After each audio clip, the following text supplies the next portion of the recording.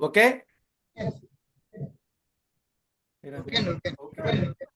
Right, అయితే వాక్యాన్ని ధ్యానించుకోవడానికి ముందుకెళ్దాం. దేవుడి స్తోత్రం, అందరికీ వందనాలు. హల్లెలూయా. ఒకసారి దేవుని సన్నిధి మన దగ్గర ఉన్నందుకే ఒకసారి గట్టిగా చప్పట్లు కొట్టి దేవునికి స్తోత్రం చెప్దామా? Okay, okay, okay, okay, okay. వాక్యాన్ని ధ్యానించుకోవడానికి మనం ముందుకెళ్దాం. ఒక్కసారి అందరూ చెప్పండి, మన ప్రసంగాంశం ఏంటి? కమాన్, 1 2 3. కొదువ. దేవుని స్తోత్రం. కొదువ అనే ప్రసంగాంశాన్ని మనం ధ్యానించుకుందాం. ఆల్రెడీ మన తమ్మనైలో కూడా కొన్ని వాక్యాలు ఇచ్చాం. దాన్ని బట్టి కొన్ని మాటలు మనం చూద్దాం. ఆదికాండం 41వ అధ్యాయం 27 నుంచి 31 వచనాల వరకు మనం చూస్తే, జస్ట్ ఒక 2 వచనాలు చదవండి, విషయం ఏంటో అర్థమవుతుంది. లేకపోయిందంటే మనం ముందుకెళ్దాం. ఎవరైనా చదువుతారా? ఆదికాండం 41వ అధ్యాయం 27 నుంచి 30 వరకు.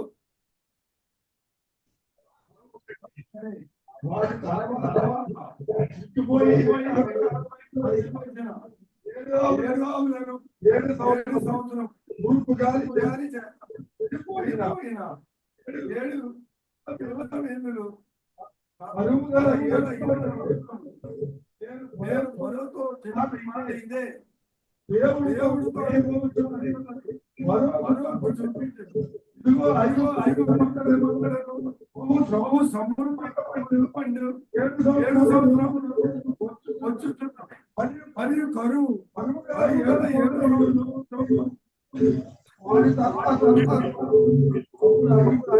Thank you, thank you, thank you, thank you. దేవుని స్తోత్రం.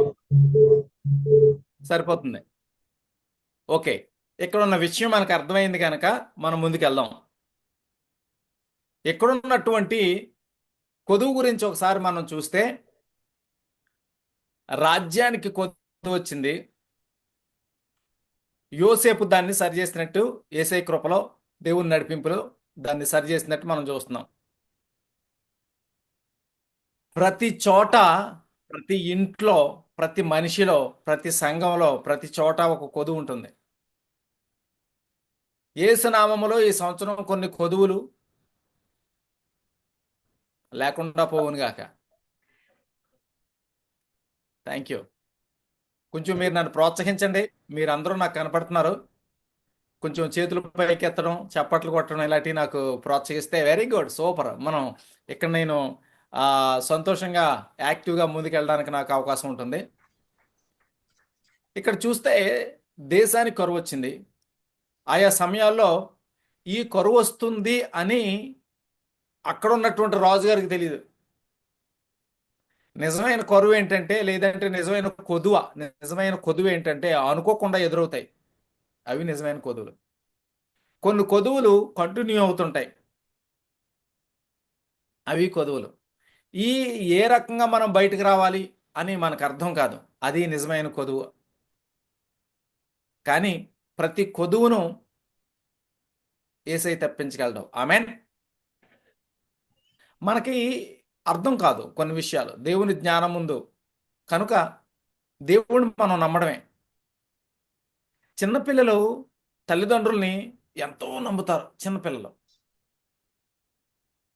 నడకొచ్చినప్పుడు, జస్ట్ 2వ తరగతి 3వ తరగతి వచ్చినప్పుడు ఏంటంటే అంటే వాళ్ళకి వాళ్ళ నాన్నే పెద్ద హీరో. మా నాన్న ఏదన్నా చేసేస్తాడు అనుకుంటారు. అదే ఒక 20 సంవత్సరాలు వచ్చిన తర్వాత అనుకుంటారా? వాళ్ళ నాన్న కెపాసిటీ ఏంటో అర్థమవుతుంది. కానీ మనకి జ్ఞానం ఇచ్చాడు కనుక దేవుడు, మన నాన్న పరలోకపు తండ్రి యొక్క కెపాసిటీ తెలుసుకునే కొలది మనం వృద్ధి అవుతూనే ఉంటాం. ఆమేన్. మనం వృద్ధి అవ్వాలి అనుకుంటే వృద్ధి అవ్వం. మన కొదువులు పోవాలి అంటే మన కొదువులు పోవు. ఫస్ట్ మనం గమనించాల్సింది దేవునికి ఎంత శక్తి ఉంది, మన నాన్న ఎంత గొప్పడు, మన నాన్న కెపాసిటీ ఏంటి, మన నాన్న క్యారెక్టర్ అడ్రస్ ఏంటి, మన మన నాన్న యొక్క పవర్ ఏంటి, దాన్ని తెలుసుకోవడానికి మనం ముందుకెళ్ళే కొలది మన కొదువులు పోతాయి. ఇక్కడ ఉన్నటువంటి కొదువ రాజ్యానికే వచ్చినటువంటి కొదువ యోసేపు ద్వారా దేవుడు తీసివేశాడు. తీరా చూస్తే ఆ రాజ్యం దేవుని పిల్లలతో ఉన్నటువంటిది కాదు, అన్యులతో ఉన్నటువంటిది. కానీ ఎవరి ద్వారా పోయింది అంటే యోసేపు ద్వారా పోయింది. నీ ద్వారా ఎన్ని కొదువులు పోయాయి. That is the more important than anything else. ఎన్ని కొదువులు పోయాయి. నీ వలన ఎన్ని సమస్యలకి పరిష్కారం వచ్చింది. నీ ప్రార్థన వలన ఎన్ని సమస్యలకి పరిష్కారం వచ్చింది. నీ ప్రార్థన ద్వారా ఏం సాధించావు. మనమేం సాధించుకున్నామని చూస్తాం, అది పక్కన పెట్టాలి. ఫస్ట్ మన ప్రార్థన ద్వారా ఎంతమందికి ఉపయోగపడుతున్నాం,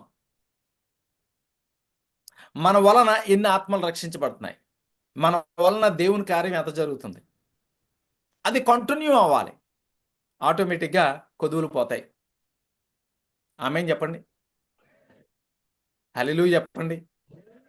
ఒకసారి మన కొదువులు పోవాలి అని అందరూ, నేను 1 2 3 అంటే మన కొదువులు పోవాలి అని అంటూనే గట్టిగా చప్పట్లు కొట్టండి. 1 2 3 మన కొదువులు పోవాలి. దేవుడి స్తోత్రం, హల్లెలూయా. కానీ పక్కోళ్ళు తిరిగి చెప్పండి, నీ కొదువులు పోవాలి అంటే, నీ కొదువులు పోవాలి అంటే, మరోసారి చెప్పండి, నీ కొదువులు పోవాలి అంటే నీ ప్రార్థన వలన, నీ వలన అవతల వారికి ఎన్ని కొదువులు పోతున్నాయి.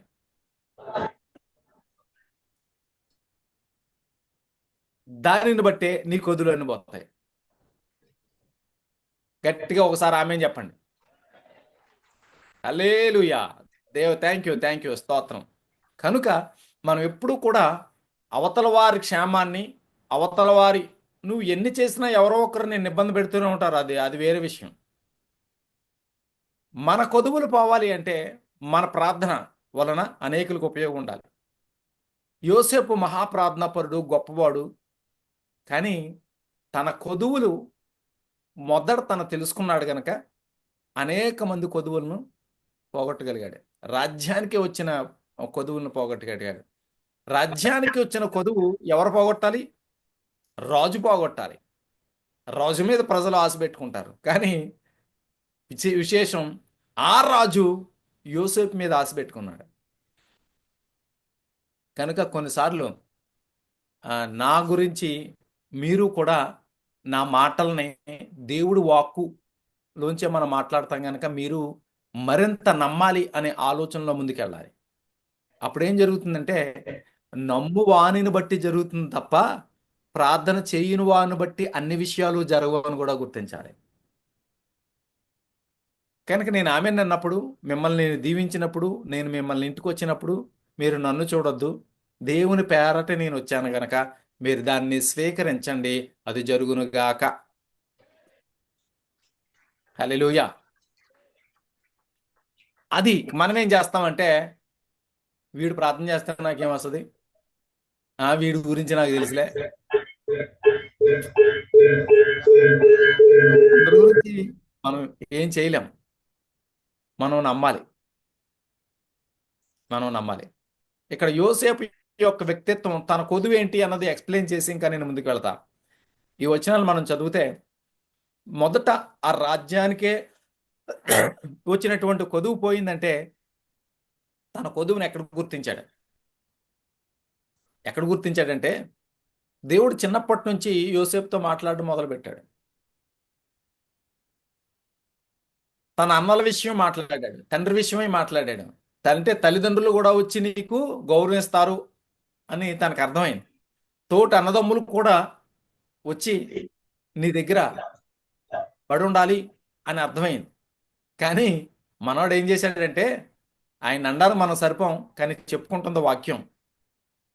యేసయ్య చెప్తే ఇలాగే చెప్పాలి కదా, ఆ కోణంలో నేను చెప్పాల్సి ఉంది. మనందరం ఒకటే.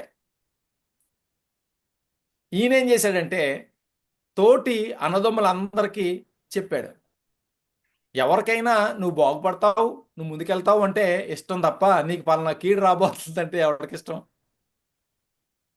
ఇష్టం ఉండదు. అందుకని ఏంటి మన పక్షాన కీడు బలుగుతున్నాడు అని ఒక రకంగా వాళ్ళకి బాధ కలిగి అసూయ పెరిగిపోయింది. కనుక కొన్నిసార్లు మన గురించి, మనకి ఎవరి గురించి అయినా తెలిసినప్పుడు చెప్పకూడదు ఎవరికి, వారి గురించి ప్రార్థన చేయాలి. లేకపోతే ఏమవుతుందో తెలుసా, ప్రజల యొక్క అసూయకు మనిషి గురవుతాడు. ప్రజల యొక్క అసూయకు మనిషి గురైతే నష్టాలు తప్పనిసరిగా అనుభవించి తీరాలి. అందుకని ఎప్పుడు మనం ఒకళ్ళ గురించి ఆడిపోసుకోకూడదు, ఒకళ్ళ గురించి అక్కడే ఇక్కడే చెప్పకూడదు. యోసేపుకి కూడా పరోక్షంగా ఆ గుణం ఉంది. తను తాను హెచ్చించుకునే గుణం ఉంది యోసేపుకి. ఒక రకంగా తండ్రి ఎంతో ప్రేమిస్తున్నాడు, దాన్ని బట్టి మిగతా వాళ్ళందరికీ కూడా కొంచెం ఇబ్బంది ఉంది. కొంతమంది ఏం చేస్తారు, తల్లిదండ్రులు ఒక ఒక ఒకళ్ళనే ఎక్కువ ప్రేమిస్తారు. ఇద్దరో ముగ్గురో నలుగురో పిల్లలు ఉంటాయి, ఒకళ్ళని ఎక్స్ట్రా ప్రేమిస్తారు. ఒకవేళ ఎవరైనా అలా చేస్తూ ఉంటుంటే మీరు అట్లా ఉండకుండా సమంగా ప్రేమించాలి అని మీరు ఉపవాసం ఉండి ప్రార్థన చేయాలి. లేకపోతే ఏం జరుగుతుంది తెలుసా, ఎవరినైతే ఎక్కువగా మీరు ప్రేమించి మిగతా వాళ్ళని తక్కువగా చూస్తున్నారో వారికి, ఎక్కువగా ప్రేమించే వారికి శ్రమలు వచ్చే ప్రమాదం ఉంటుంది. కనుక తల్లిదండ్రుల వలన పిల్లలకి యాతనలు రాకూడదు. ఇవన్నీ మన శక్తిని బట్టి సరిపోవు, మన ఆలోచన బట్టి సరిపోవు. కొదువ అనేది వ్యక్తిగతంగా మన రాహిత్యం, మన ఆలోచనలో, మన మనసులో, మన హృదయంలో, మన నడతలో, మన విధేయతలో ఉన్న కొదువను మొదట మనం గుర్తించినప్పుడు, మనం అనేకులకు ఉపయోగపడినప్పుడు తప్పనిసరిగా 100% మన కొదువు నుంచి మనకు తెలియకుండానే బయటపడతాం. ఆమేన్. హల్లెలూయా.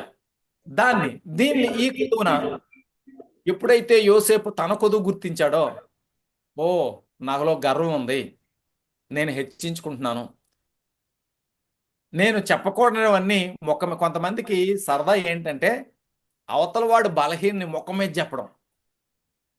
నువ్వు ఎలా నువ్వు నువ్వు నువ్వు నువ్వు ఎలా ఉన్నావు, నువ్వు అట్లా ఉన్నావు అని ముఖం మీదే. వారికి శ్రమ. యోసేపు కన్నా మనం గొప్పవాళ్ళంగా చేస్తే ప్రార్థన చేయి, లేదా మామూలు ప్రజల అసూయకు మాత్రం గురవ్వకూడదు. ఆమేన్, ఆమేన్. నువ్వు బాగుండాలి, నువ్వు బాగుండాలి. ఆఖరిసారి చెప్తున్నాను, నువ్వు బాగుండాలి. Very good. చివరిసారిగా పక్క వాళ్ళకి షేక్ హ్యాండ్ ఇచ్చి చెప్పండి, నువ్వు బాగుండాలని చెప్పండి. ఆమేన్. కనుక నీకు తెలిసిన వాళ్ళు వాళ్ళల్లో నీకు నచ్చకపోవచ్చు, వాళ్ళలో పొరపాట్లు ఉండొచ్చు. We should not mock at them. మొక్క మీదే చెప్పి 10 మందికి చెప్తే ప్రతి వ్యక్తి మంచోడే. యోసేపు కన్నా మనం గొప్పవాళ్ళం ఏం కాదు. ఆయనకే శ్రమలు వచ్చాయి. ఎక్కడ పెట్టారు? గోతులో పెట్టారు. బతుకుండగానే సమాధి చేయలేదు, కానీ యోసేపుని గోతులో పెట్టారు. రకరకాల యాతనలు వచ్చాయి. బ్రతికుండగానే, తప్పు చేయకుండానే జైల్లో పెట్టారు. ఎప్పుడైతే తన ఆలోచన విధానంలో ఉన్నటువంటి వ్యత్యాసాన్ని, లోటుని, దేవుని ఆలోచనలో ఉన్నది నేను చేరలేకపోతూ ఉన్నానే అని గుర్తించి నలిగి వచ్చిన కష్టంలో నుంచి తాను గుర్తించుకున్న తర్వాత దీవెనలు స్టార్ట్ అయ్యాయి. నీకు కూడా అలా స్టార్ట్ అవ్వాలి. ఆమేన్. నీకు కూడా అలా స్టార్ట్ అవ్వాలి. ఆమేన్. హల్లెలూయా. దేవుని స్తోత్రం. ఇక్కడ చూస్తే కొన్ని మాటల కొదువుల గురించి నేను చెప్తూ ఉన్నాను. ఎగ్జాంపుల్ మనం చూస్తే మత్తయి సువార్త 19వ అధ్యాయం 16వ వచనంలో నిత్య జీవానికి వారసుడునొకటకు నేను ఏం చేయాలి అన్నాడు. ఏం చేయాలో తనకు తెలీదా? తనకు తెలుసుండి తన తెలివితేటల్ని, తన అందాన్ని, తనకున్న ఆస్తిని, తనకున్న పలుకుబడిని అందరికీ వ్యక్తపరచడానికి, నేను ఎంత గొప్పవాడినో, దేవుని కోసం ఇన్ని త్యాగాలు చేస్తూ ఉన్నాను అంటే అప్పటికే ఆ యవనస్తుడు చాలా మంచి పనులు చేస్తున్నాడు. చాలా మంచి పనులు చేస్తున్నాడు. చాలా మంచోడు. మన నీతి దేవుని నీతిని నెరవేర్చదు. మన నీతి మనం చేసేది దేవునికి నచ్చాలి. దాంట్లోనే అదే మనల్ని పైకి తీసుకొచ్చేది. కానీ మనుషులు మెచ్చుకోవాలి అని ముందుకు ప్రయాణం చేస్తే నువ్వైనా నేనైనా దాని వలన ఉపయోగం ఉండదు. యోసేపు కన్నా మనం గొప్పవాళ్ళం కాదు. ఇక్కడ చూడండి, యవనస్తుడు అడిగాడు, ఆస్తి గలవాడు, రెండోది తన చేతుల్లో అధికారం ఉంది, అయినా చాలా మంచి పనులు చేస్తున్నాడు కనుక యేసయ్య ఏమనుకున్నాడు, అక్కడికి వచ్చి నువ్వు భలే మంచి పనులు చేస్తున్నారు, సూపర్ రా అంటాడు అనుకున్నాడు. నీ మంచిని బట్టి, నీ సహాయాలను బట్టి, నీ ఆలోచనలు బట్టి దేవుడు నిన్నైనా నన్నైనా మంచి అంట. దేవుడి చేత మంచి అనిపించుకోవాలి అంటే ఆయన ఏం చెప్పాడో అది చేయాలి. కానీ మనిషి ఏంటంటే చెప్పిన దానికి ఏదోడు కలుపుతాడు, చెప్పిన దానికి ఏదోడు చేస్తాడు. అది సహజం అది. కానీ మనం గుర్తించినప్పుడు ధన్యులు అవుతాం. మన కొదువులు అన్నీ పోతాయి. నేను రెండో విషయాన్ని నేను చెప్తున్నాను. కొదువు విషయంలో తప్పిపోయిన కుమారుడు ఉన్నాడు.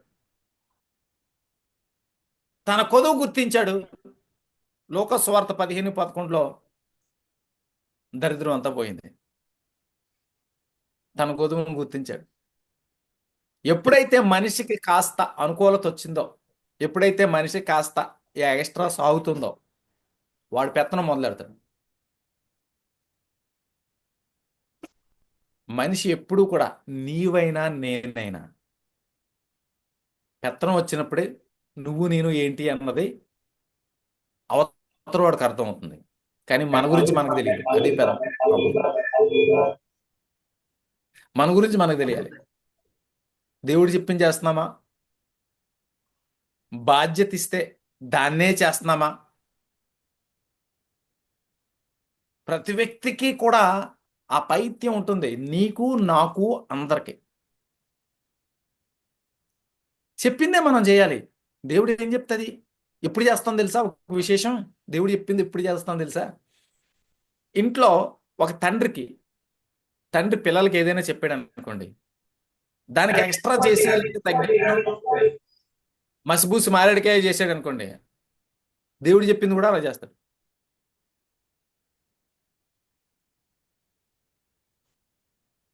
ఒక భార్య భర్తకైనా, పిల్లల తల్లిదండ్రులకైనా, విద్యార్థి టీచర్ దగ్గర అయినా చెప్పింది చేయాలి.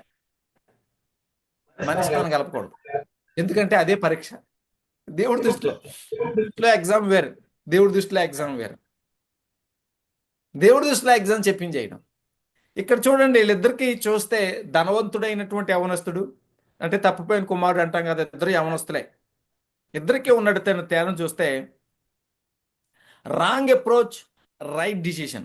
మొదటి వ్యక్తిని చూస్తే, ధనం ఉన్నటువంటి యవనస్తుని మనం చూస్తే right approach, wrong decision.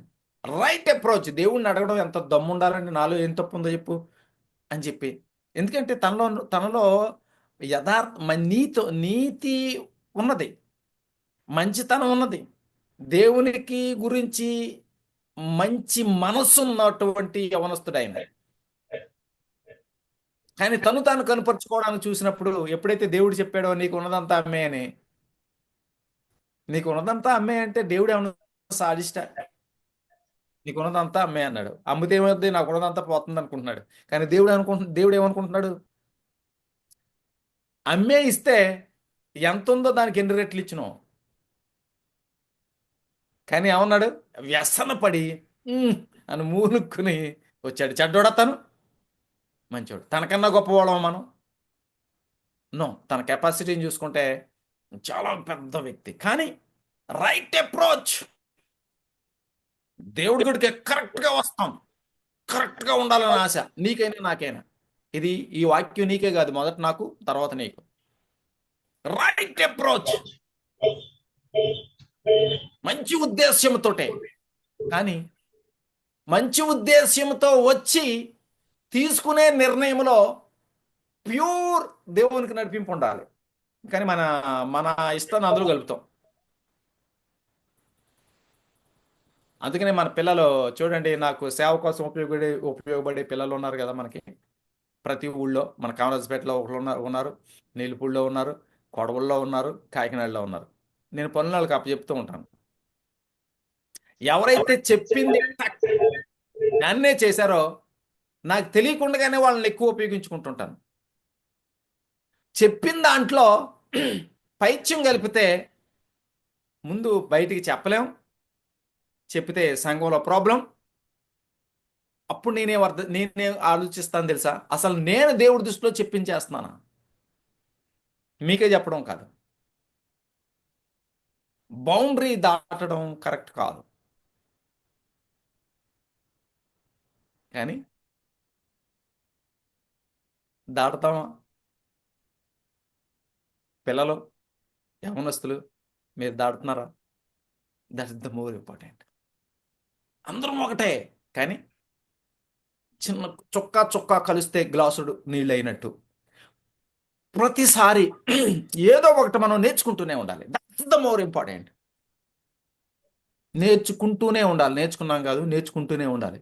Result మంచి రిజల్ట్ ఇస్తుంది, మంచి రిజల్ట్ ఇస్తుంది.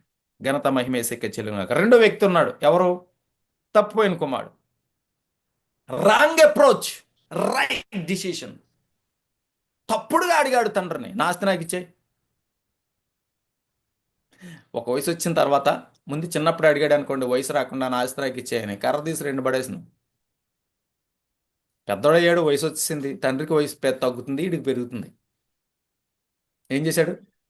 ఏయ్ ఇవ్వకపోతే కోర్టుకు వెళ్తాను, ఎయ్ నా ఇస్తున్నా అన్నాడు, ఇచ్చాడు. Wrong approach. కానీ తన తప్పు, తన కొదువు తన తెలుసుకొని ఏదైతే అయింది, తండ్రి ఇంటి దగ్గర నేను ఏదైనా అక్కడే ఉంటా, కానీ అది కరెక్ట్ కాదు. కరెక్ట్ కాదు అన్నప్పుడు ఎంతకైనా మనం లోబడాలి. కరెక్ట్ కాదు అన్నప్పుడు ఎంతకైనా లోబడాలి. వెంటనే అప్పుడు రాంగ్ అప్రోచ్, రైట్ డిసిషన్. తప్పుడు నిర్ణయం, తప్పుడు ఆలోచన, తప్పుడు ఆలోచనతో తండ్రి ముందు చేశాడన్ని, నష్టపోయాడు. ఈ లోకంలో కొన్నిసార్లు ఉంటాయి, తప్ప కదా, నిజం చెప్పు, తప్పు కదా, నీ తప్పు, నీ ఆలోచనలో తప్పు, నీ ఆలోచనలో ఎప్పు అన్నది ద్వారా మనం దేవునికి దగ్గర అవ్వలేం. నీకు ఏ బాధ వచ్చినా దేవుడితో చెప్పడం అలవాటు చేసుకోవాలి. నీ పిల్లల గురించి వచ్చినా ఫస్ట్ చెప్పాల్సింది దేవుడికే. భర్త నుంచి భార్యకి వచ్చిన, భార్య నుంచి భర్తకు వచ్చిన, సంఘం నుంచి వచ్చిన, అక్కడికి మీ నుంచి నాకు వచ్చిన, నా నుంచి మీకు వచ్చిన, ఫస్ట్ మనం దేవుడికి చెప్పుకోవడం అలవాటు చేసుకోవాలి. లేకపోతే ఈ రెండు, right approach, wrong decision, or not wrong approach, right decision, ఈ రెండట్లో ఏదో ఉన్నా ఎంతో కొంత శ్రమ ఉంటుంది. కానీ ఇద్దరిలో ఎవరు మంచోడు? ధనవంతుడు మంచోడా, తప్పిపోయిన కుమారుడు మంచోడా అంటే తప్పిపోయిన కుమారుడే చివరికి వచ్చేసరికి మంచిగా ఉన్నట్టుంటుంది. కనుక మన నిర్ణయాలు చాలా చాలా చాలా ముఖ్యం. ఒకసారి నిర్ణయించుకుంటే మనిషి సరిహద్దు దాటడం చాలా కష్టం. వ్యక్తిగతంగా జరిగింది ఏం జరిగిపోయినా దాన్ని మనం ఏం చేయలేం. నిర్ణయాలు మాత్రం దేవుడికి అనుకూలంగా తీసుకోవడం అన్నదే ప్రాక్టీస్ చేయాలి.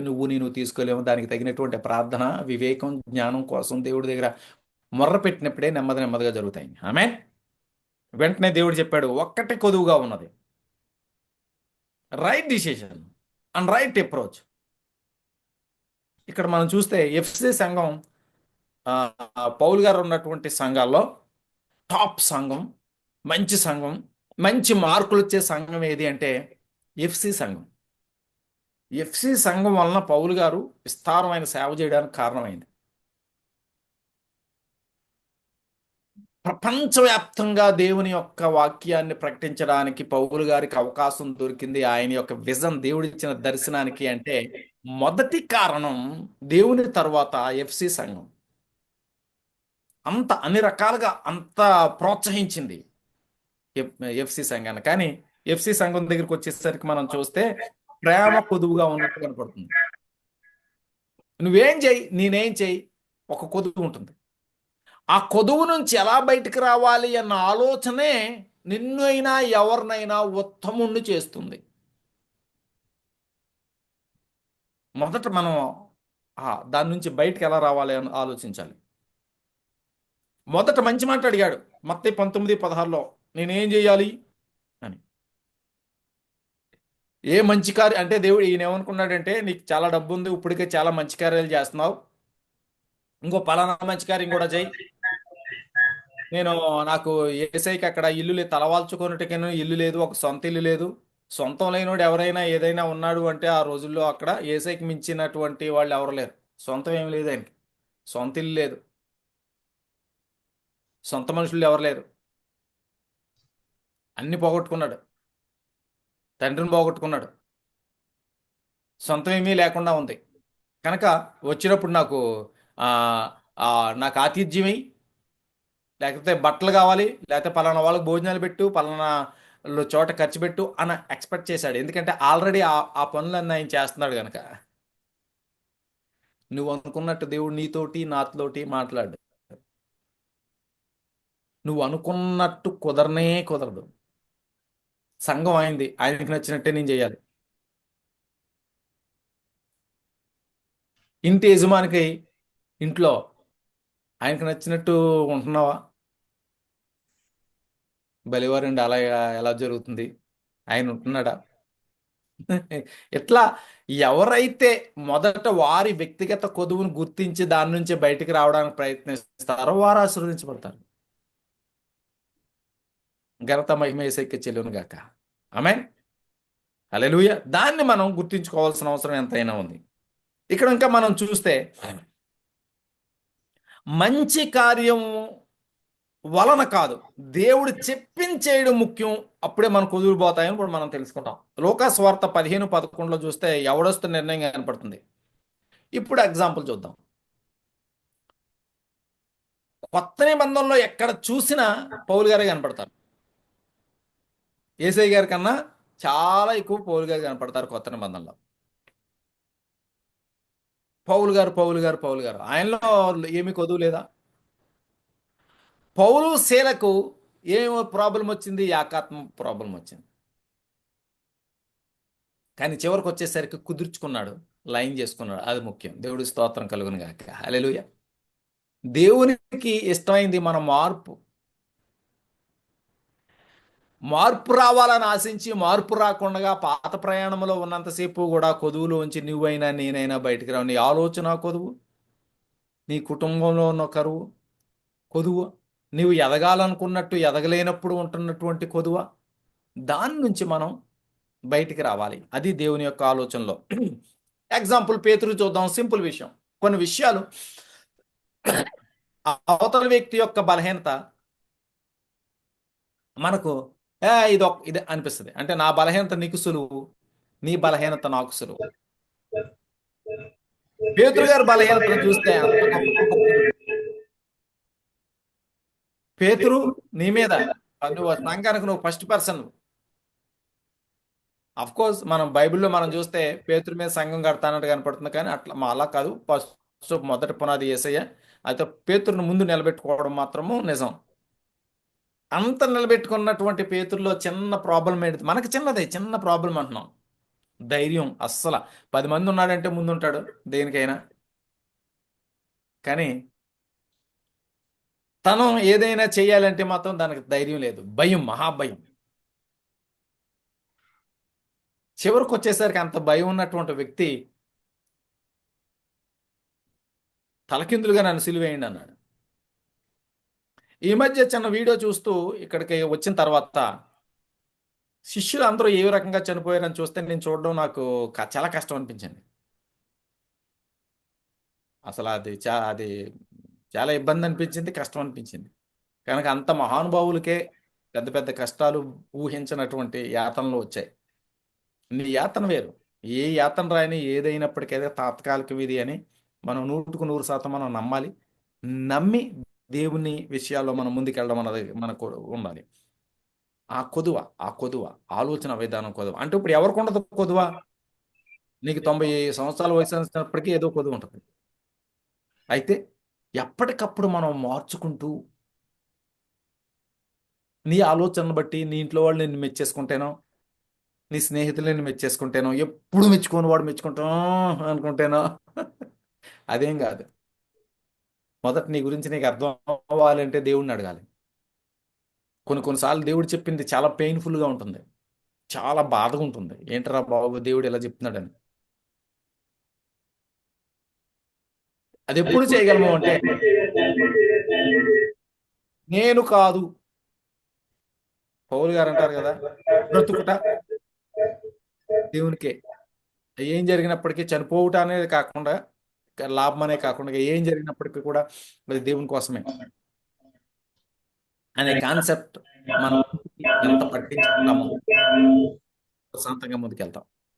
ఘనత మహిమ యేసయ్యకే చెల్లును గాక. అందుకనే ఇక్కడ మనం చూస్తే అపోస్తల కార్యాలు 11:18లో జీవార్థమైన మారు మనసు. మారు మనసు వేరు. మారు మనసు రావడం, అది దేవుడి లోకానికే వచ్చాడు కనుక అది మనం దేవుని దగ్గర పాపక్షమాపణ పొందితే, ఇది యేసయ్య ఒక్కడే దేవుడు అని నమ్మితే, మన క్రైస్తవ విశ్వాసం ప్రకారం మారు మనసు 100% డౌట్ ఉంది. కానీ జీవార్థమైన మారు మనసు. మన మారు మనసులో జీవం ఉంటే ఏమవుతుంది? పరిపక్వతలోనికి ఆ మార్పు జరుగుతూనే ఉండాలి. అది జీవార్థమైనటువంటి మారు మనసు. కానీ ప్రతి వ్యక్తికి ఏదో ఒక స్టేజ్లో వాళ్ళని వాళ్ళు కనపరుచుకోవాలని అది ప్రతి వ్యక్తిలో ఉంటుంది. అందులో డౌట్ ఏం లేదు. ప్రతి వ్యక్తిలో. అందులో ఈ ఫేస్బుక్, ఈ మీడియా వచ్చిన తర్వాత, ఇన్స్టాగ్రామ్స్ వచ్చిన తర్వాత ప్రతి వాళ్ళు ఏదో ఒకటి చిన్నది పోస్ట్ చేయడం, ప్రతి వాళ్ళు ఫోన్లు పట్టుకోవడానికి కారణం ఏంటి? మూల కారణం ప్రతి వాళ్ళు ఫోన్లతో ఎక్కువ స్పెండ్ చేయడానికి కారణం ఏంటి? మూలం ఇదే. అందరికీ తెలియాలి. దేవుడు నీకు ఎంత తెలుస్తున్నాడు అన్నప్పుడు సమస్తం నీ చేతిలో ఉంటుంది. అందుకనే యోహాను సువార్త 8:12లో కూడా చూస్తే, జీవపు వెలుగు కలిగి ఉండండి. జీవార్థమైన మారు మనసు కలిగి ఉంటే కొదువులకు దూరం అవుతాం. జీవపు వెలుగు కలిగి ఉంటే కొదువులకి దూరం అవుతాం. జీవపు వెలుగు. జీవపు వెలుగు అంటే, జీవపు వెలుగు అంటే ఇప్పుడు లైట్ ఉంది, ఆఫ్ చేస్తే చీకటి ఉంటుంది, ఆన్ చేస్తే జీవార్థమైనటువంటి వెలుగు ఆఫ్ చేయడానికి కుదరదు. అంటే ఏదేమైనా నచ్చకపోయినా, ఇంట్లో వాళ్ళు నచ్చకపోయినా, కాపర్ నచ్చకపోయినా, మీ పాస్టర్ గారు నచ్చకపోయినా, ఏది నచ్చకపోయినా కూడా ఇది నేను దేవుని విషయంలో మానలేను అని కంటిన్యూ అవుతుంటే జీవపు వెలుగు మనలో స్టార్ట్ అయినట్టు అర్థం. ఆమేన్ చెప్పండి. జీవపు వెలుగు మొదలైతే ప్రతి వ్యక్తిలో ఏదో టైంలో మొదలవుతుంది. దేవుని వాక్యం మాట్లాడుతుంది కదా, జీవం కలిగినటువంటి వాక్యం. దాన్ని కంటిన్యూ అవడం అన్నదే పెద్ద హెడేక్. మన శక్తి సరిపోదు. అందుకనే ఒక మాట, salvation is past experience but ongoing experience. ఎప్పుడో రక్షణ పొందాను నిన్నటితో అనవసరం మనకు. నిన్న జరిగింది ఇంక ఏదైనప్పటికీ కూడా నో, దానివల్ల ఏ ఉపయోగం లేదు. మనకు ఉపయోగం ఎప్పుడు ఉంటుంది అంటే, వర్తమానంలో ఎంత మనం అది తగ్గింపవచ్చు, దేవుని దగ్గర అవ్వచ్చు, దేవునికి అనుకూలంగా అవ్వచ్చు, అదే భవిష్యత్తుని ఇస్తుంది. ఒక వ్యక్తి ఫెయిల్ అయ్యేది ఎక్కడ అంటే వర్తమానంలో మనకు నచ్చినట్టు ఉండాలి అన్నది టోటల్ ఫెయిల్యూర్ ఉంది. నో అండ్ నెవర్, అది తీసుకురాకూడదు. ఎందుకంటే విశ్వాసం అని బైబిల్లో మనం చూస్తుంటాం. మన అందరం విశ్వాసం. హల్లెలూయా చెప్పండి. మనందరం ఎవరం విశ్వాసం అని చెప్పండి. మనందరం ఎవరం విశ్వాసం. Thank you so much. అంటే విశ్వాసమునకు కర్త అని బైబిల్లో చూస్తున్నాం. దానికి మూల పదంలో ఉన్నటువంటి గ్రీక్ అర్థం ఏంటి తెలుసా? నిర్మించువాడు అని అర్థం. ఇది ఎందుకు నాకు జరగట్లేదు అంటే, విశ్వాసానికి కర్త అంటే దాని అర్థం ఏంటి? మన విశ్వాసులము అంటే వీళ్ళు చేయగలరు అని. ఎప్పుడు చేయగలము అంటే, మొదట మనం దేవుని శక్తిని తెలుసుకున్నప్పుడు, దేవుళ్ళో నిలబడినప్పుడు. విశ్వాసము అంటే దాని అర్థం వీళ్ళకి అసాధ్యమైంది ఏది లేదు అని. పోనీ ఒకేసారి అసాధ్యమైంది లేకుండా ఆకాశాన్ని భూమి మీదకి ఏం తీసుకొచ్చేయలేం, అది కుదరదు. ప్రపంచంలో ఏ భక్తుడికి, ఎవరికి, ఏ సంఘానికి కుదరదు. కానీ ఏం చేయాలి? మార్పులు పొందుతూనే ముందుకెళ్ళాలి. ఆమె చెప్పండి. కనుక మనం మార్పులు పొందుతూనే ముందుకెళ్ళాలి. ఈ సంవత్సరం మనం ఎక్స్ట్రా అభివృద్ధి చెందాలి. ఆమెన్ చెప్పండి. శారీరకంగా అభివృద్ధి చెందాలి, ఆరోగ్యంలో అభివృద్ధి చెందాలి, ఆత్మల సంపాదనలో అభివృద్ధి చెందాలి, దేవుని రాజ్యాన్ని ముందుకు తీసుకెళ్లడంలో కూడా మనం అభివృద్ధి చెందాలి. మొదట నిర్ణయంలోనే, మన ఆలోచన విధానంలోనే ఉంది కనుక దాన్ని మనం గుర్తించాలి. విశ్వాసానికి కర్త ఆయన ఉన్నాడు, ఆయన చేస్తాడు అని ఇంకెప్పుడు చేస్తాడులే అని కాకుండా దాన్ని ఎంతైతే వ్యక్తిగతంగా, అసలు విశ్వాసం అన్నది పర్సనల్ గా ఎవరి మట్టుకు వాళ్ళకే ఫస్ట్ తెలుసుకుంటుంది. దేవుడికి తెలుస్తుంది, అది వేరే విషయం. దాన్ని మనం గుర్తించగలిగాం. చూడండి, ఒక విషయం చెప్తున్నా. రూత్కి కూడా ఒక కొదువు ఉంది. రూత్ 1వ అధ్యాయం 20వ వచనం. రూత్ 1వ అధ్యాయం 20వ వచనం. కొంతమంది బైబిల్ తిరగట్లేదు, జిప్పులు వేసారు. ఏంటి రామారావు గారు? జిప్ తీయండి, zip. Very good, thank you. Zip తీస్తున్నారు. ఓకే, చూస్తే రూత్ 1వ అధ్యాయం 1వ అధ్యాయం 20వ వచనాన్ని మనం చూస్తే, సర్వశక్తి చదువుతారు ఎవరైనా? చదవండి. రూత్ 1:20. చదవండి చదవండి చదవండి.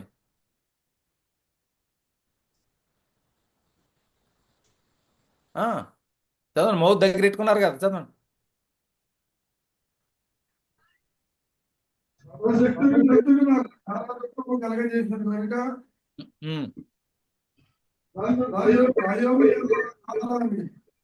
Thank you thank you thank you. ఇక్కడ దేవుడు అంటూ ఉంది, థ్యాంక్ యూ.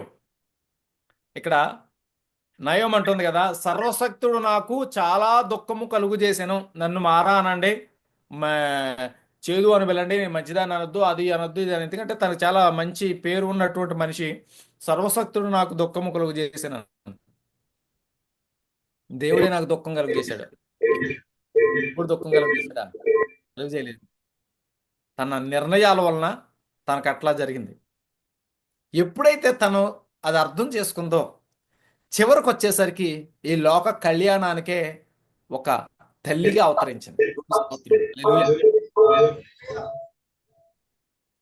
కనుక చూస్తే ఈవిడి యొక్క లోటు ఇంకా నాకు లైఫే లేదనుకుంది, కానీ ఇంకెవరికి లేని స్థానాన్ని దక్కించుకుంది.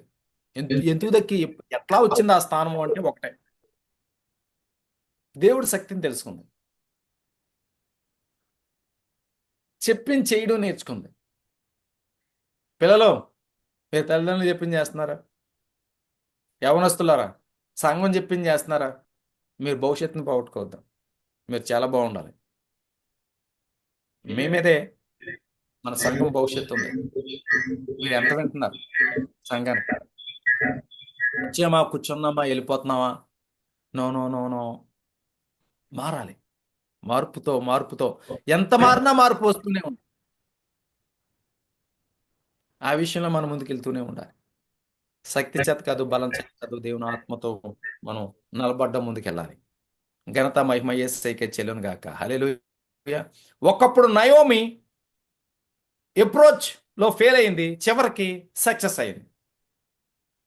పౌలు గారు కూడా ఫెయిల్ అయ్యారు, సక్సెస్ అయ్యారు. పేతురు ఫెయిల్ అయ్యాడు, సక్సెస్ అయ్యాడు. జరిగింది పక్కన పెట్టాలి, అదంతా అనవసరం. మన ఆలోచన విధానాన్ని పక్కన పెట్టాలి. దేవుడికి తృప్తి కలగాలి, దేవుడు తృప్తి కలగాలి. ఒక కొటేషన్ మీకు చదివి నేను వినిపించడానికి ముందుకు వెళ్తున్నా.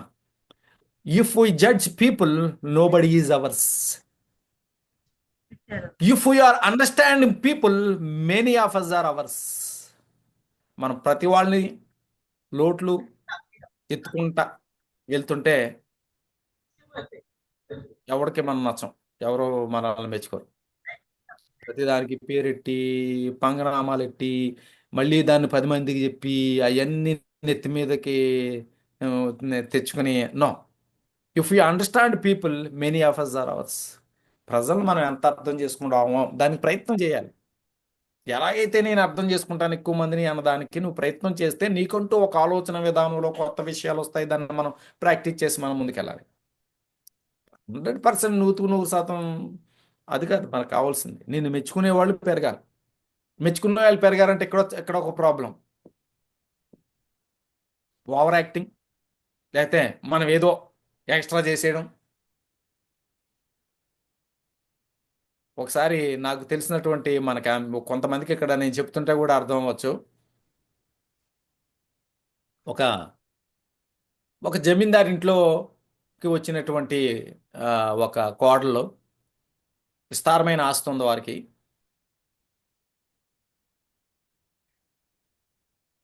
ఇంటికి వచ్చే వాళ్ళకి చాలా గొప్పగా చూసేదట. ఎందుకంటే అంటే ఆ కోడలు మంచి అనిపించుకోవాలని, అంతే తప్ప పెట్టాలని కాదు. ఎవరు ఆస్తి వాళ్ళకి పంచుకున్న తర్వాత ఎవరికి పెట్టేది కాదట. అప్పుడైతే ఉమ్మడిలో ఒక ఆలోచన, ఇది ఎప్పుడైతే సొంతం.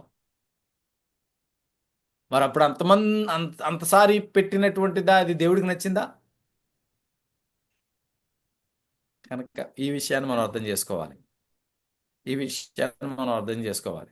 ఒక్క విషయాన్ని మీకు నేను చెప్తాను, కొదువును గుర్తించడం గురించి. ఒకటే, ఇట్స్ మోర్ ఇంపార్టెంట్, చాలా చాలా ముఖ్యం. ఒక విషయం, ఈ ప్రపంచంలో యాక్సిడెంట్లు అక్కడెక్కడ చూస్తుంటాం కదా. కారు యాక్సిడెంట్ అని, బైక్ యాక్సిడెంట్ అని, బస్సు యాక్సిడెంట్, అది ఇది చూస్తాం. కానీ ఒకే ఒక చోట ప్రపంచంలో ఇప్పటికొచ్చి యాక్సిడెంట్ జరగలేదట. మళ్ళీ చెప్తున్నా, ప్రపంచంలో ఇప్పటికొచ్చి యాక్సిడెంట్ జరగనిది ఒకే ఒక విషయంలోనట. ఏంటి తెలుసా? ఎవరైతే కారు నడుపుతూ ఉంటారో దానికి ఎల్ బోర్డు ఎవరైతే పట్టుకున్నారో, ఏ బోర్డు? ఎల్ బోర్డు అంటే లెర్నింగ్. కొత్తగా నేను కారు నేర్చుకుంటున్నాను అన్నవాడు ఎవడైనా ఎల్ బోర్డు పెడతారన్నమాట. ఎల్ పెట్టుకుంటారు లెటర్. ఎవరైతే ఎల్ బోర్డు పెట్టుకున్నారో వాళ్ళకి ఇప్పటికి ప్రపంచంలో ఎక్కడ యాక్సిడెంట్ జరగలేదట.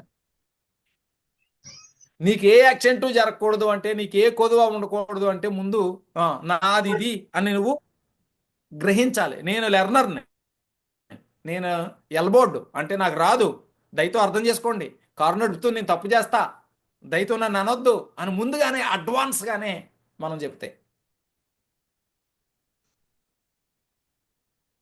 అంతే తప్ప మరలా దానికి కవరింగ్ మీద గెవరింగు, మనం ఏదో చూపించుకోవడానికి మన ప్రయత్నం. ఏం చూపించుకుంటావు? డ్రైవింగ్ రాంది, అవతలోడు నిన్ను గుద్దుతాడు, నువ్వు అన్న అవతలో గుద్దుతావు. ఎలబెట్టుకుంటే పెద్ద ఫ్రెస్టేజ్ ఏంటి? అట్లాగా అవతల వాడు కారు వెళ్ళాలనుకుంటున్నాం, మనం మనకేది రాదు, నేనింతే, నా పరిస్థితి ఎట్లా ఉంది అని ఎంత ఒప్పుకుంటున్నావు? ఒప్పుకుంటే నీకు ఈ యాక్సిడెంట్ ఉండదు, కొద్దులోంచి బయటకు వచ్చేస్తావు. ఆమె చెప్పండి, హల్లెలూయా చెప్పండి. గట్టిగా చప్పట్లు కూడా దేవుడిని నామని కనపడతాం. మార్పు కోసం తపన ఉండాలి. ఆమె చెప్పండి. మార్పు కోసం తపన. నేను మారాలి. ఎందుకు మారాలి? అదే అల్టిమేట్. జీవితానికి అదే. కొన్నిసార్లు అంట, అమ్మో ఆవిడ మారడు, అమ్మో ఆవిడ మారదు అంటే నీ వలన ఎన్ని గాయాలు జరిగినాయో అప్పుడు. That's more important. దాన్ని మనం గుర్తించాలి. అప్పుడు మాత్రమే మనకి మంచి దీవెనతో మనం వెళ్తాం. ఎంత మహిమ యేసయ్యకే చెల్లును గాక. హల్లెలూయా. కనుక ఇక్కడ మనం సత్యాన్ని కొన్ని మాటలు మనం ఇంకా పరిశీలన చేసుకుని క్లుప్తంగా, ఇప్పటికే మనకి ఇక జస్ట్ మ్యాక్సిమం ఒక 5 నిమిషాలు ఉంది. నాకే ఆశ్చర్యంగా ఉంది, అప్పుడే ఇలా చూసుకుంటే ఏంటి అని సంతోషం. ఎందుకంటే మిమ్మల్ని అందరినీ చూసి మాట్లాడడం, ఈ రకంగానైనా మనం టెక్నాలజీని ఉపయోగించుకుంటున్నాం, సంతోషంగా ఉంది. రాబోయే రోజుల్లో ఇప్పుడు ఉపయోగించుకున్న టెక్నాలజీకి 100 రెట్లు ఉపయోగించుకుని దేవుని నామాన్ని కనపరచడానికి మనం ముందుకు వెళ్దాం గాక. హల్లెలూయా. ఇది థ్యాంక్ యూ సో మచ్. అందరికీ వందనాలు. ఇక్కడ చూస్తే 1 కొరింథీ 4:2 చూస్తే, గృహ నిర్వాహకుల్లో ప్రతివాడు నమ్మకమైన వాడే ఉండవలెను, లేదా ఆవశ్యకము అని ఉంటుంది. గృహ నిర్వాహకుడు అంటే మనందరం దేవుని సన్నిధికి ఆలయంలో గృహ నిర్వాహకులం. దేవుని గృహాన్ని, దేవుని ఆలయంలో నువ్వు ముందుకు తీసుకెళ్లాల్సిన బాధ్యత ఎవరెవరైతే చర్చ్ మెంబర్సో వాళ్ళందరిది, A to Z వాళ్ళందరిది. ఒక్కళ్ళది కాదు, అందరిది. పక్క వాళ్ళు తిరిగి చెప్పండి, గుండె ముందుకు తీసుకెళ్ళడం నీది నాది బాధ్యత అని చెప్పండి. గుండె ముందుకు వెళ్ళాలి అంటే నీది నాది బాధ్యత. ఏమండి, నాగలక్ష్మి గారు ఎవరికి చెప్పరా? పక్క వాళ్ళు చెప్పండి వాళ్ళే. నువ్వు నేను ఆ, మనం గుడికి ముందుకు వెళ్ళాలి అంటే నీది నాది బాధ్యత అని చెప్పండి. ఆమెన్. హల్లెలూయా. యా. మనం విస్తారంగా మనం ఎంత ముందుకు వెళ్ళొచ్చు, దానిలో జీవం లేకపోతే మనం మన పిల్లల భవిష్యత్తును మనం చూడలేం. మనకన్నా మన పిల్లలు అన్ని రకాలుగా బాగుండాలి అంటే జీవార్థమైన మారు మనసు, జీవపు వెలుగు, కంటిన్యూ దేవునికి నచ్చిన ఆలోచన విధానాన్ని, దేవునికి వాక్యానికి అనుగుణమైనటువంటి విధానాన్ని, దేవుని చేతిలో పడడం అన్నది, అది కంటిన్యూ అవ్వడం అన్నది మనం ప్రాక్టీస్ చేయాలి. ఎందుకంటే ప్రతి వ్యక్తికి, ప్రతి జీవితానికి, దేనికైనా ending is more important. Ending is more important. ఇక్కడ యుఎస్లో ట్రినిటీ బైబిల్ కాలేజ్ అని ఒకటి ఉంది. అంటే అక్కడ ఇక్కడ చాలా ట్రినిటీలు ఉన్నాయి, ప్రతి రాష్ట్రంలో కనపడుతూ ఉంటాయి. కానీ ట్రినిటీ కాలేజ్ ప్రపంచం భక్తుల్లో గొప్పవాడైనటువంటి బెల్లి గ్రాహం గారు, ఆయనకి ఇంకా ఇంట్రెస్ట్, ఆ కాలేజ్ సపోర్ట్ చేసిన వాళ్ళని చూస్తుంటే ఆ, ఇంకా గ్రూడెమ్ థియాలజీ, అదంటే నాకు చాలా ఇష్టం. జాన్ రైట్ అని, ఇటువంటి పెద్ద పెద్ద ప్రపంచంలో A1 భక్తులు అందరూ సపోర్ట్ చేసి ఈరోజు నేను చదువుకున్న బైబిల్ కాలేజ్ అయినా, ప్రపంచంలో ఉన్న గొప్ప బైబిల్ కాలేజీలో ఉన్న ప్రతి కాలేజీలో కూడా దీని వేరు ఉంటుంది. అంత గొప్పగా కాలేజ్ చూస్తే దాన్ని వచ్చిన వెంటనే, యుఎస్ వచ్చిన వెంటనే నేను అక్కడే అడుగు పెట్టాను, ఈ మా రాహుల్ బాబు రూమ్కి రాకుండా. ఎందుకంటే వాళ్ళ ఫాస్టర్ గారు అందులో ప్రొఫెసర్ అక్కడికి తీసుకెళ్ళారు. నాకు తన్మయం అయిపోయాను. ఏంటి ఇలాంటి కాలేజీలో నేను అడిగెట్టానా ఏంటి అని, అక్కడ విషయాలన్నీ చూసి చాలా హ్యాపీ ఫీల్ అయ్యాను. అయితే చివరికి వచ్చేసరికి నాకు ఒక పెయిన్ వచ్చింది ఆ కాలేజీలో వచ్చే ముందు. ఏంటి అంటే ఆ కాలేజీని అక్కడి నుంచి ఇంకో దేశానికి షిఫ్ట్ చేసేస్తున్నారు, తీసేస్తున్నారు. ప్రపంచవ్యాప్తంగా లక్షల కాలేజీలు ఉంటే బైబిల్ కాలేజీలో, దానికి అన్నిటికీ మోర్ దాన్ 90% మూలమైనటువంటి బైబిల్ కాలేజీలో ఎత్తేయట్లేదు. అక్కడ సరైనటువంటి పరిస్థితులు అవి అనుకూలించక తీసేస్తుంటే చాలా పెయిన్ అనిపించింది. అంత మన నోటి ఎంత గొప్పది అంటేనే చెప్పడానికి ఊహించినంత కాలేజీని అక్కడి నుంచి తీసేస్తుంటే, ఆధ్యాత్మిక సంబంధించినటువంటి కాలేజీని, అక్కడ ఉన్నటువంటి పరిస్థితులు అన్ని, కొన్ని లోటులు వచ్చి అక్కడ దాన్ని అమ్మేస్తున్నారు, కొన్ని స్థలాలని రకరకాలుగా చేస్తుంటే ఏంటిది అంటే, ఎండింగ్ ఈజ్ మోర్ ఇంపార్టెంట్. నీకైనా నాకైనా, ఏ మాటలు చెప్తున్నటువంటి నాకైనా నీకైనా, అది ఎప్పుడు జరుగుతుందో అంటే మనలో జీవార్థమైన మారు మనసు, జీవపు వెలుగు ఉన్నప్పుడు, కొదువను మొదట గుర్తించినప్పుడు, నీ లోటు నీ లోటు నీ లోటు, నా లోటు నా లోటు నా లోటు మనం గుర్తించి దాన్ని బయటికి రావాలి అనే ఆతృత ఉన్నప్పుడు సమస్తం జరుగుతుంది. ఈ ఆతృత శక్తి చేత కాదు, బలం చేత కాదు, దేవుని ఆత్మతో నీకు నాకు కలుగునుగాక. హల్లెలూయా చెప్పండి. ఘనత మహిమ యేసయ్యకే చెల్లునుగాక. దేవుని స్తోత్రం, దేవుని స్తోత్రం. ఒకసారి అందరూ లేచి నిలబడితే మనం ప్రార్థన చేసుకుని మనం ముగించుకుందాం. ఒకసారి అందరూ లేచి నిలబడితే, ఒక్కసారి రెండు చేతులు పైకెత్తి దేవునికి మనల్ని మనం ఐ సరెండర్ ఆల్, దేవా నీ చేతులకి నేను అప్పచెప్పుకుంటున్నాను అన్న సూచనగా మనం అందరం కూడా ముందుకెళ్దాం. హల్లెలూయా హల్లెలూయా. పరిశుద్ర పరిశుద్ర పరిశుద్ర పరిశుద్ర పరిశుద్ర యేసయ్య, మీకే స్తుతి, మీకే స్తోత్రాలు చెల్లించుకుంటున్నాం. మీ కృపలతో బలపరచండి, మీ నామాన్ని హెచ్చించండి, సంఘాన్ని దీవించండి, లేవనెత్తండి ప్రభా. మానవ జ్ఞానాన్ని మరుగుపరచండి, నా జ్ఞానాన్ని, నా సంఘస్థుల జ్ఞానాన్ని మరుగుపరిచి మరింత ఏకాత్మతో, మరింత ప్రార్థనాత్మతో, మరింత వాక్య సత్యాలతో, నీకు లోబడే విధానంతో మమ్మల్ని ముందుకు తీసుకెళ్ళి నీ నామాన్ని హెచ్చించుకోండి యేసయ్య. మీకే స్తోత్రాలు చెల్లిస్తూ, మీకే స్తోత్రాలు చెల్లిస్తూ, ఘనత మహిమ నీకే ఆరోపిస్తూ, ఆయన ప్రతి వారిని దీవిస్తూ, ప్రతి వారి కొదువు దేవ అర్థం చేసుకుంటూ, దాని నుంచి నైనా బయటపడుతూ మరింత పరిపక్వతలోనికి నన్ను, నా సంఘాన్ని నడిపించమని యేసు నామములో అడిగి వేడుకుంటున్నాం తండ్రి. అందరూ చెప్పండి. హల్లెలూయా చెప్పండి. గట్టిగా చెప్పండి. దేవుని నామాన్ని ఏర్పరచండి. హల్లెలూయా. స్తోత్రం. అందరికీ వందనాలు. Thank you. ఒకసారి బాబు లైవ్ ఈజ్ ఓవర్. రైట్ నాన్న, లైవ్ కట్ చేసావు కదా అమ్మా?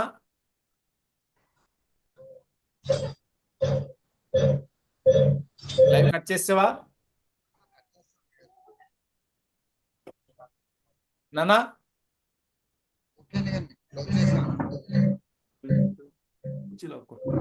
చెప్పి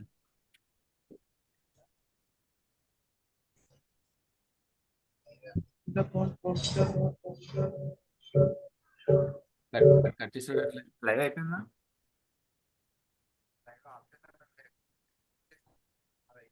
అయిపోయిందా? ఓకే. చివరిగా సంతోషం 2 మాటలు చెప్పి నేను ముందుకు వెళ్తా. మనం ఏదైనా ఈ సంవత్సరం అనుకున్నటువంటి మన టార్గెట్లన్నీ పూర్తి చేయాలి. ఆమేన్ చెప్పండి. మొదట మనం ఈ జూన్ వెళ్లకుండా వ్యాన్ కొనాలి. సియోన్ కోటలో కొట్టాలి. సియోన్ కోటలో షెడ్ వేయాలి. సమాధుల దగ్గర మనం వాటర్ ట్యాంక్ కట్టాలి. నెల్లిపూడిలో మనం బాత్రూమ్లు అనుకున్నాం. దానికన్నా ముందు వాళ్ళు అక్కడ చైర్స్ ఫ్యాన్స్ ఇంపార్టెంట్ అంటున్నారు. దాన్ని మనం పూర్తి చేయాలి. మల్లవరంలో సంఘం చుట్టూ ఉన్నటువంటి మనకు సరిహద్దుకు పునాది లేదు, అది వేసుకోవాలి. ఈ మన పనులు ఏదైనా చేయాలి. ఆమేన్. ఎస్. కనుక ఆల్రెడీ ఫండ్ రైజింగ్ మరి మనం పెట్టాం. ఫండ్ రైజింగ్ ఎంతమంది ముందుకు వస్తున్నారో ఇంకా నేను ఆ విషయం అడగలేదు. రండి. మనకు 160 మందే ముందుకి ఇప్పటి వరకు జరిగింది. 160 మందే రాయిస్తున్నారు. అంటే ఇంట్లో ఏదో ఒకరు రాయించడం కాకుండా ఇంట్లో నలుగురు ఉంటే, పిల్లలు ఉంటే వాళ్ళ మీద. కానీ ఇంతవరకు ఇవ్వని వాళ్ళు 1000 రూపాయలు ఇవ్వడానికి ముందుకు రండి. ఇచ్చే వాళ్ళందరూ కూడా 2000 ఇవ్వడానికి ముందుకు రండి. ఎందుకంటే లోన్ లేకుండా మనం ఆ వ్యాన్ తీయాలి. గట్టిగా ఆమేన్ చెప్పండి. కనుక ఎప్పుడో టైం ఉందని చూడొద్దు. దేవుని స్తోత్రం. మ్యాక్సిమం వచ్చే మొదటి వారానికి కంప్లీట్ చేయండి. ఎందుకంటే మీరు చురుగ్గా ఉంటే మిగతా 4 సంఘాలు చురుగ్గా ముందుకు వెళ్ళిపోతాయి. ఆమేన్. Thank you. ఒకసారి అందరికి వందనాలు చెప్పేస్తే మనం ముగించుకుందాం. అందరికి వందనాలండి. Thank you. దేవునికి వందనాలు. ఓకే నాన్న, మరి పాట పాడుకుంటూ కానుకల విషయంలో మనం ముందుకెళ్దాం. దేవుని స్తోత్రం. ముందుకెళ్దాం. ఆ తర్వాత ఆశీర్వాదం ప్రార్థనతో ముగించుకుందాం.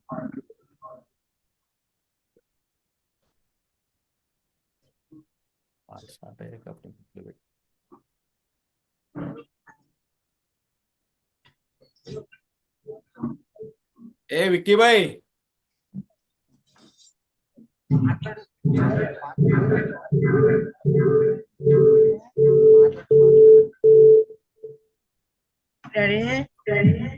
బుడ్డికి Rahul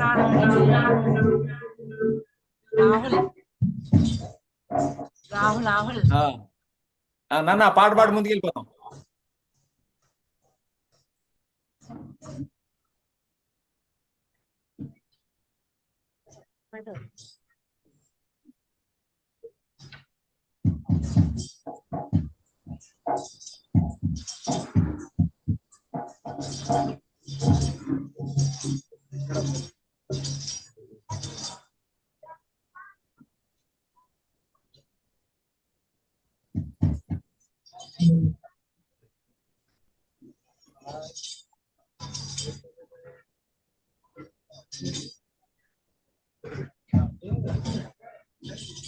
Come on.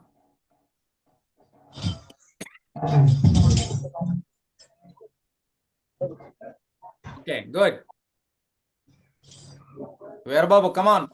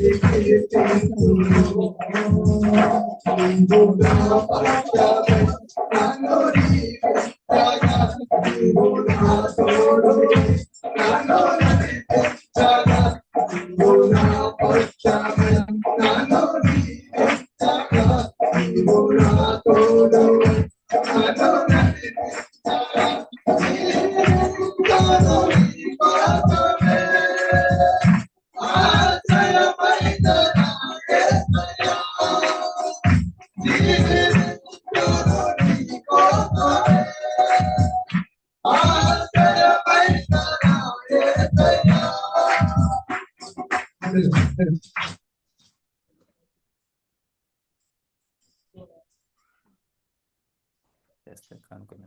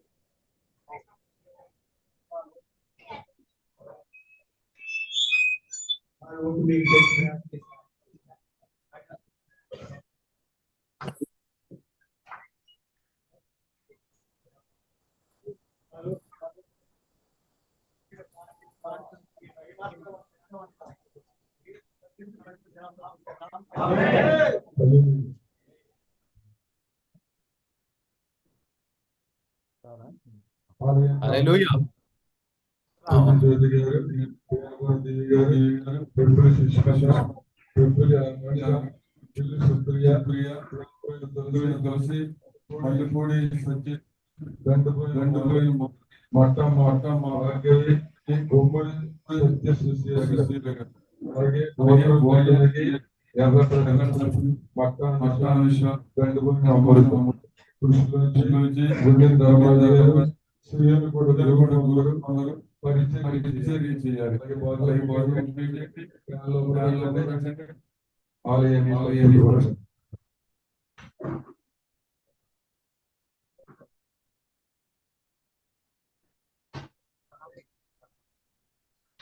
Hallelujah. Okay, ప్రార్థన ఆశీర్వాదంతో మనం ముగించుకుందాం. హల్లెలూయా, హల్లెలూయా, హల్లెలూయా. పరిశుద్ధ యేసయ్యా, నీ కృపా ప్రేమను బట్టి వందనాలు. ఈ సమయాన్ని బట్టి నీ స్తోత్రం, నీ సన్నిధికి వచ్చాం. నీ కృపలో బలపరిచి నీ ఆశీస్సులు దయచేయండి. ప్రతి వ్యక్తి కొదువ, ఇంటిలోనున్న కొదువ, వ్యక్తిగత కొదువ, సంఘంలో ఉన్నటువంటి కొదువ తెలుసుకుని నాయన సహవాసంలో అందరూ గొప్పవాళ్ళు అవడానికి నీ కృపలో బలపరచమని మానవ జ్ఞానాన్ని నీ పేరట హరింపజేస్తూ ఘనత మహిమ నీకే ఆరోపిస్తూ ప్రార్థనలకించినందుకే వందనాలు చెల్లిస్తూ యేసు నామములో అడిగి వేడుకొంచున్నాం తండ్రి. ఆమేన్. మన తండ్రి అయిన దేవుని ప్రేమ, క్రీస్తు కృప, పరిశుద్ధాత్మ సహవాసం తోడుగా నుండి నడిపించి, దీవించి, ఆశీర్వదించి, ప్రోత్సహించి, హెచ్చించును గాక. ఆమేన్. Thank you. స్తోత్రం. అందరికీ వందనాలు. వచ్చే ఆదివారం నేను శనివారం వస్తాను. శనివారం మధ్యాహ్నానికి వస్తాను. ఆదివారం మరలా అందరం